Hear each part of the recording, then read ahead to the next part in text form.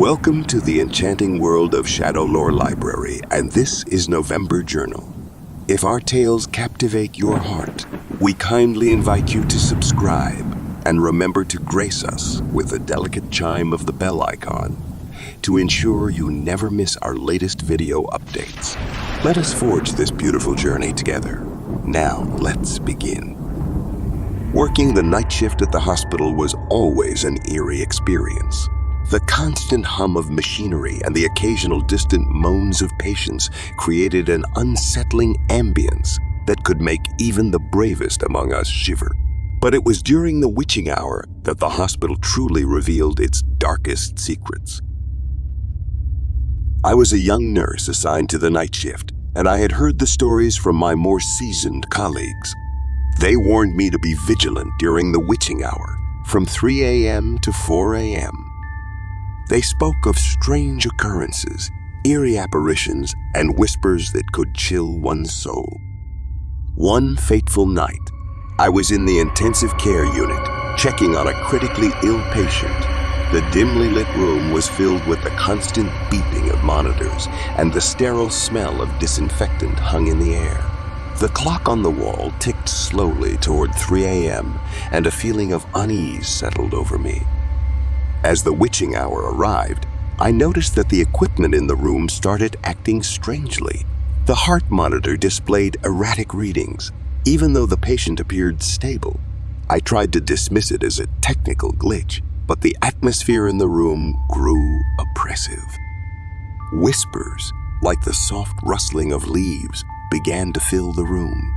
I couldn't make out the words, but they were unmistakably present, growing louder and more insistent with each passing second. I cast furtive glances around the room, but there was no one there. The whispers seemed to be coming from the very walls. I made my way to the hallway, hoping for some respite, but the strangeness persisted. Shadows danced in the corners of my vision, and distant footsteps echoed down the deserted corridors. I felt like I was being watched, as if a pair of unseen eyes followed my every move. The elevator, an old, creaking contraption, beckoned to me, its doors slowly sliding open. I hesitated but ultimately entered, the whispers still echoing in my ears. The elevator descended, but instead of stopping at the basement level where the morgue was located, it kept going down, deeper and deeper. The air grew cold, and the dim light inside the elevator flickered. Panic welled up within me as the numbers on the display plummeted into negative territory. I pressed the emergency button, but it was unresponsive. The elevator descended further into the abyss. When the doors finally opened, I stepped out into a dimly lit underground chamber. It was nothing like any part of the hospital I had seen before. The walls were adorned with ancient symbols, and the air was heavy with an otherworldly presence. In the center of the room stood a figure cloaked in tattered, shadowy robes.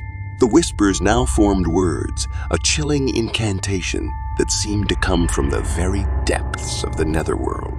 I was paralyzed with fear, unable to move or scream. The figure turned toward me, its eyes hollow voids filled with malevolence. It reached out a skeletal hand, and I felt an icy grip wrap around my throat. The room began to spin, and I felt as if I were being dragged into an abyss of darkness. Just as I thought I was about to be consumed by the malevolent force, a blinding light enveloped the chamber. The figure screamed in agony and released its grip. I fell to the ground, gasping for air. A team of hospital security personnel had found me and rescued me from that nightmarish place. The chamber had vanished, and the elevator had returned to its normal operation. My colleagues rushed me to the emergency room, where I was examined and treated for shock. They assured me that the witching hour's horrors were nothing more than a vivid hallucination, but I knew what I had experienced was all too real. From that night on, I couldn't shake the feeling that the hospital held secrets beyond our comprehension, that the witching hour was a window into a world of darkness that intersected with our own.